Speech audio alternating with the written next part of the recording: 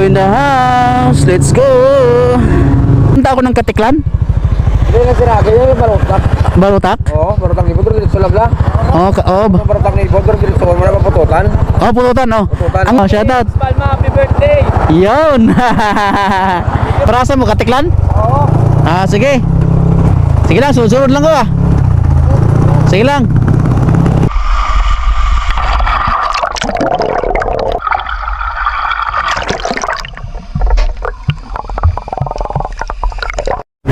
Ayun mga boss, touchdown Iloilo, yun. So Iloilo na tayo mga boss. Yun, touchdown. Nice one mga boss, thank you Lord. Iloilo na ako mga boss. Dito na tayo sa Iloilo. Iloilo in the house. Let's go.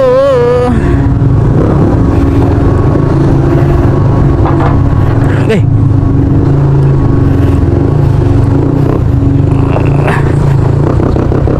Gago. Urot man.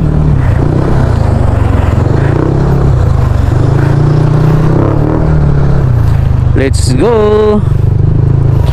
Dito na tayo sa Port of Iloilo. Yes.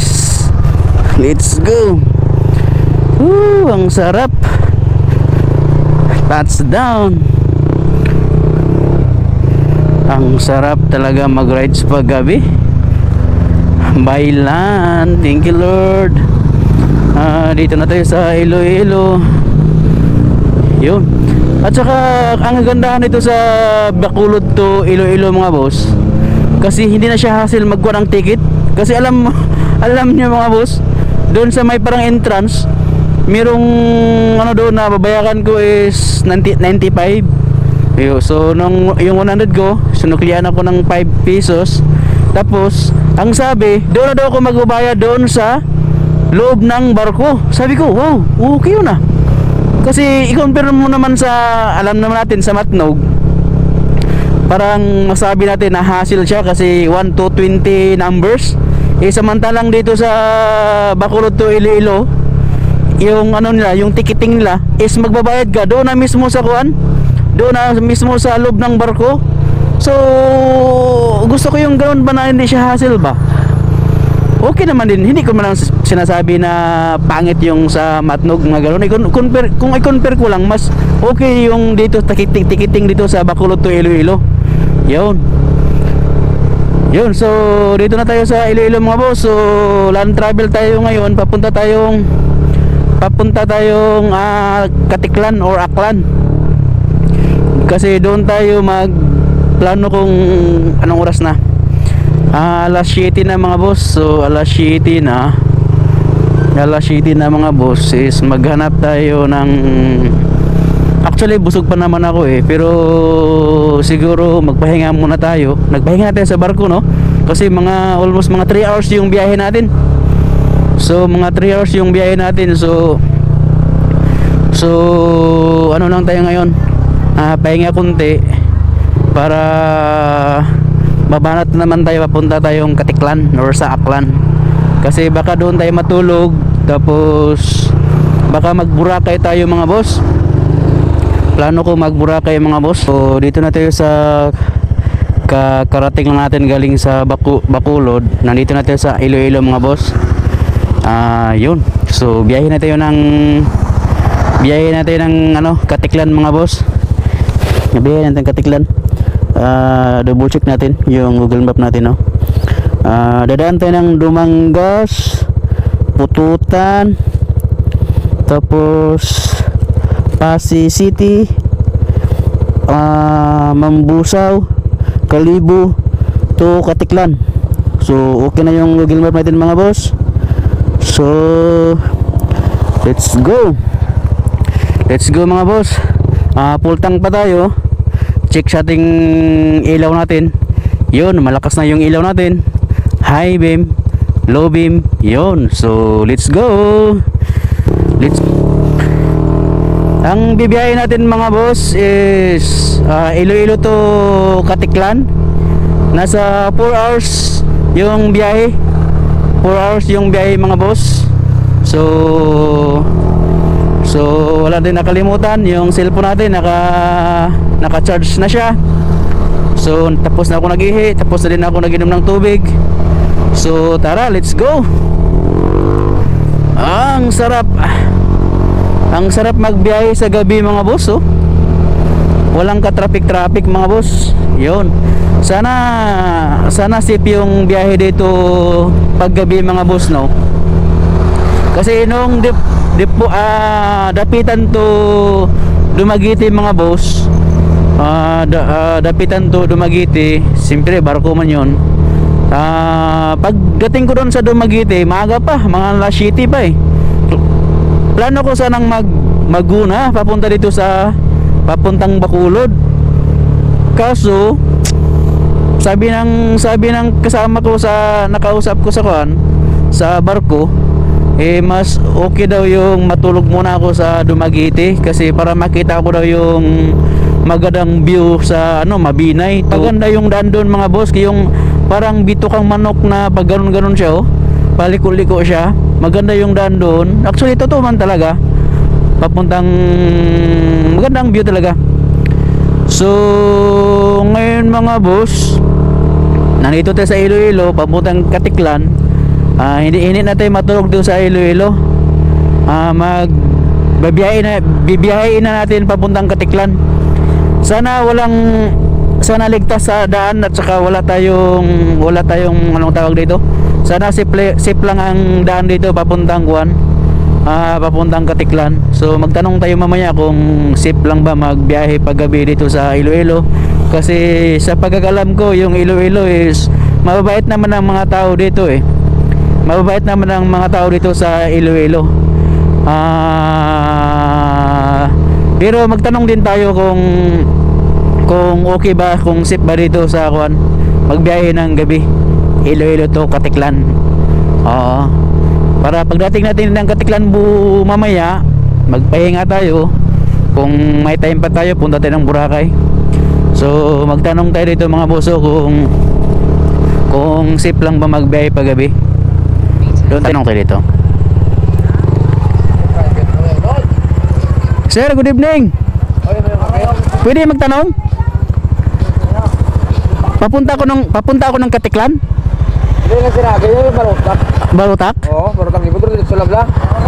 Balutak ni Bodor dito sa wala mapututan. Pututan, oh. Naka-Google Map naman ako.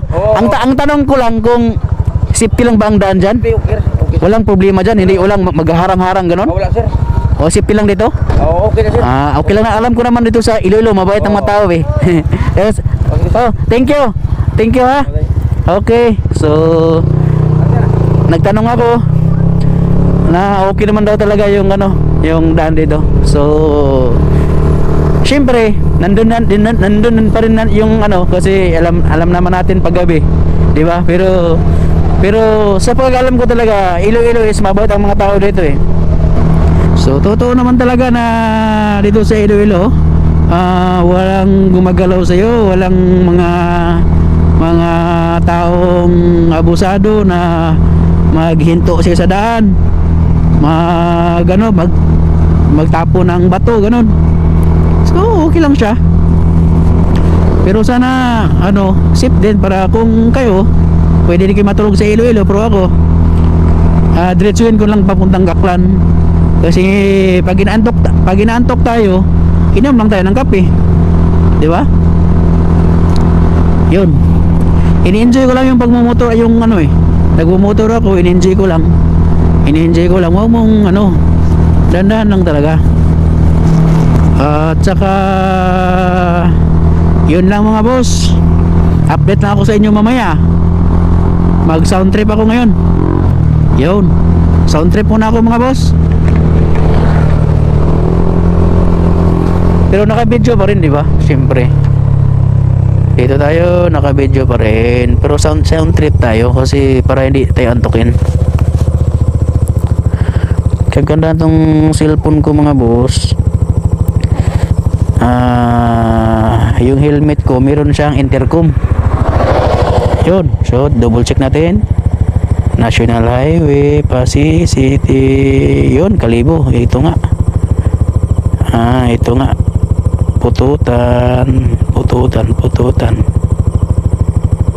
Pututan. Nabasa.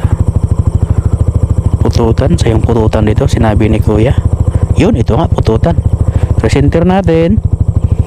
Pagkatapos, punta tayo sa music video. Yun, music. Yun. Music tayo mga boss. Ay, yung music natin na paborito, ito. Hindi. Yung kalimutan ka. Ito. Yun. Paborito ko to eh. Yun. Di ba? Di ba masaya? Yun.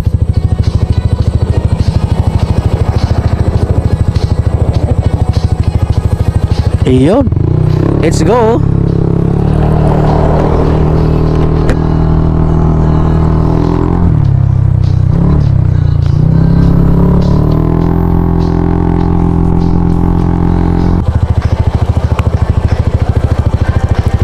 Galing sir.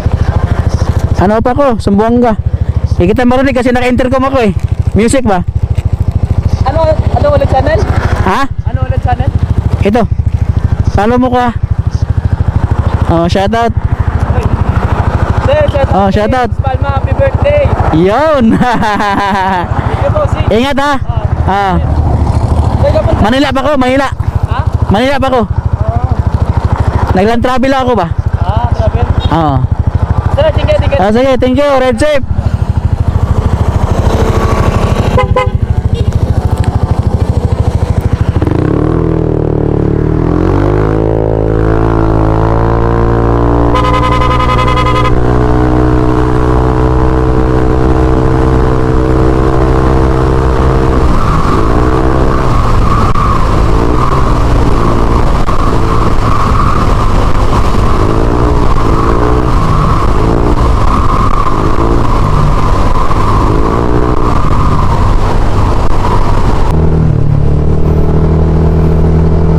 Mga boss, so dito na tayo sa Kalibo. Yun, Kalibo na tayo mga boss. Kalibo. Picture natin to.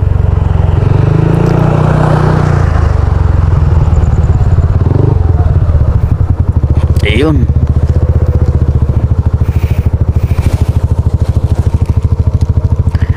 Kalibo na tayo.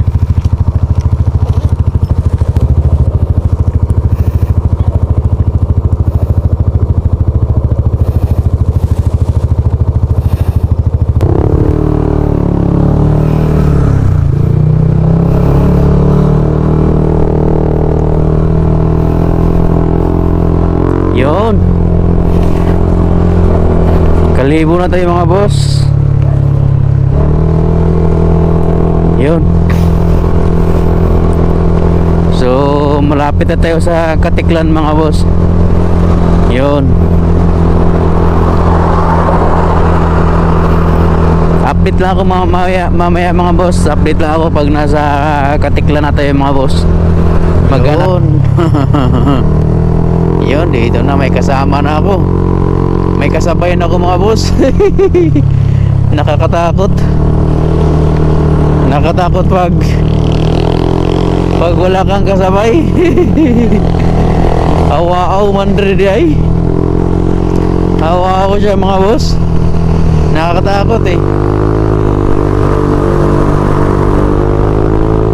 Yun. Mas okay pang mayroon tayong kasabay mga boss. Ayun, may kasabay tayong motor oh. Nakatakot pala dito mga boss. Papuntang Katiklan tayo mga boss. Yun. Wala silang ilaw. Mahina yung ilaw nila.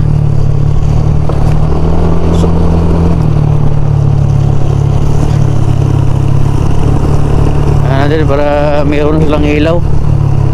Mahirap pag walang ilaw eh. Kawawa din kung iwan natin sila oh. Mahina yung ilaw nila eh.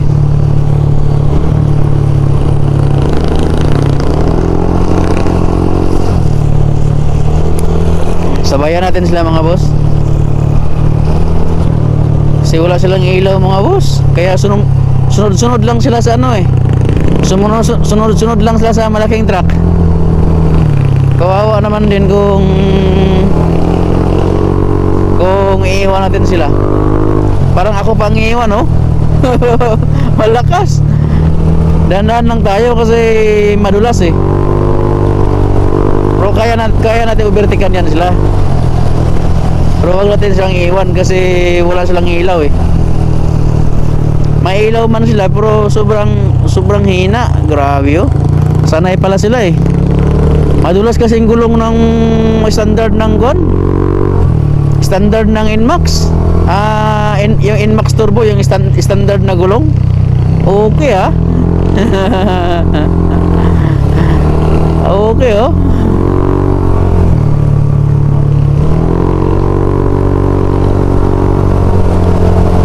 Iniwan nyo pa ako ha. Huwag nyo naman akong iwan. Wala kayong ilaw. Grabe oh, sanay. Taga dito pala. Taga dito siguro to.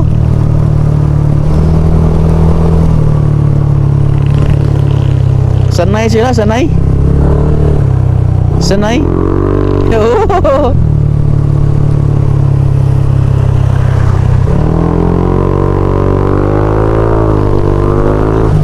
Sanay sila eh.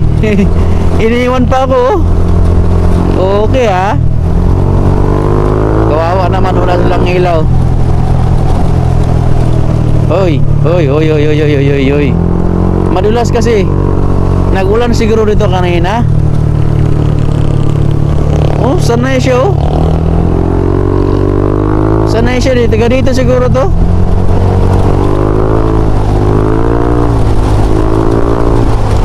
Yun. Kaya natin overtaken yan. Kaso, danahan lang tayo kasi madulas yung daan eh.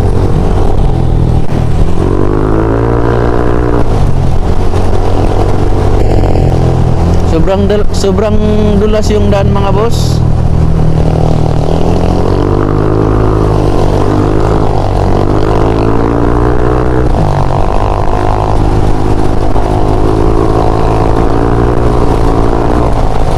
Grabe oh. Kahit walang ilaw. Lakas pa magtakbo. Kahit walang ilaw. Okay lang. Parasa mo katiklan? Oo. Sige. Sige lang, susunod lang ko ah. Sige lang. Ay bata na pa day.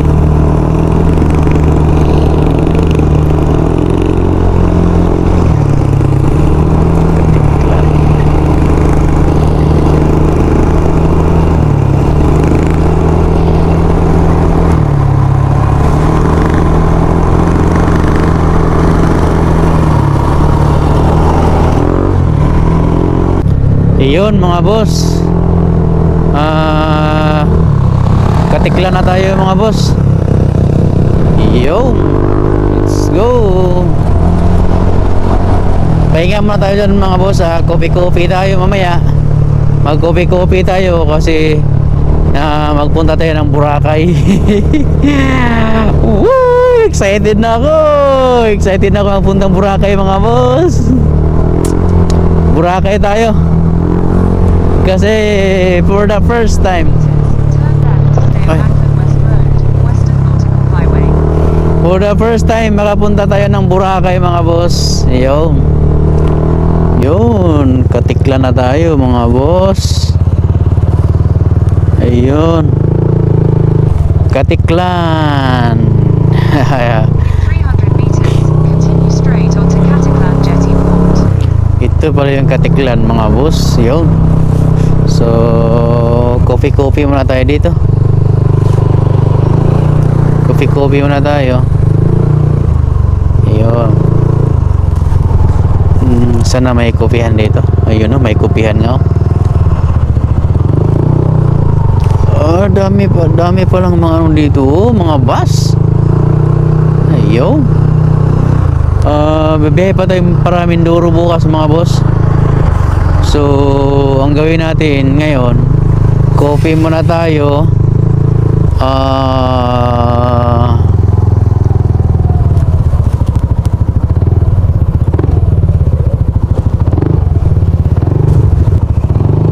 La la la la la la.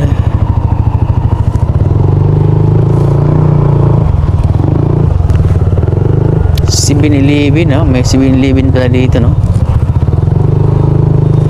Ay. Continue straight onto Cataclan Jetty Port, then you will arrive at your destination.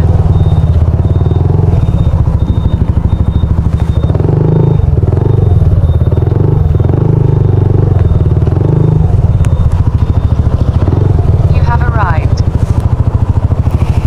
Yun, dito na sa Aklan, ay Katiklan mga boss. So coffee muna tayo dito.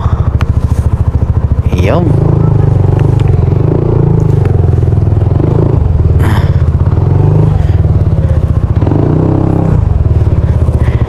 Yun, coffee muna tayo mga boss. Ganda ng Inmax nyo, full loaded yun.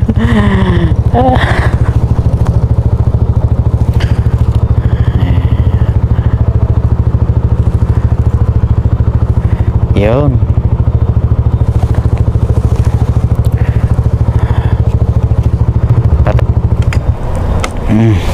Yun mga boss, touchdown.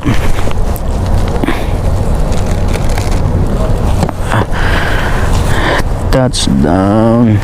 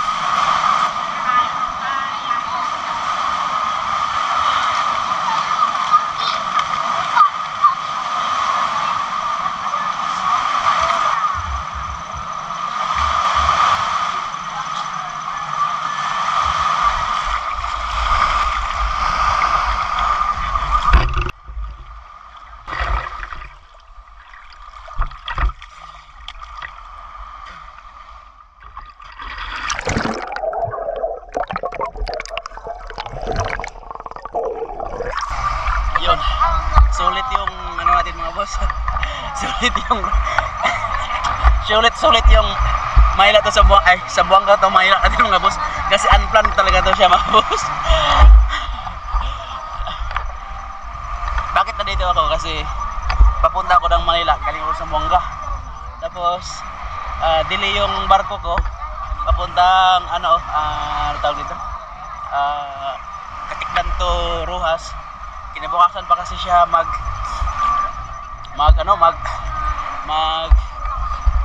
magbiyahe papuntang Rojas. So sabi ko daan muna ako ng Boracay kasi 50 pesos lang kasi ang pasahe para Boracay ka na. Katiklan to Boracay 50 pesos lang kasi ang pasahe.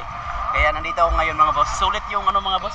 Sulit yung 9 days rides ko sa Manila, Zamboanga, tapos Zamboanga to Manila.